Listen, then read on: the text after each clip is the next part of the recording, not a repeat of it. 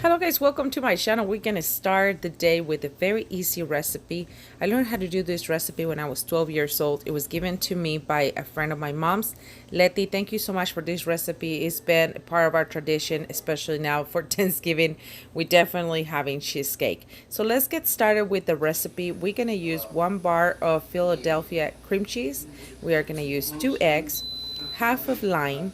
We're going to use 1 can of condensed milk and quarter of a can of evaporated milk, and then your pie crust as you choose. We're going to mix all of these ingredients into a blender. So we're going to go super quick in here, speed it up for you guys so you can have the recipe super fast. So we're just going to mix all of our ingredients, the cream cheese, eggs, lime, condensed milk, evaporated milk. Mix, mix, mix.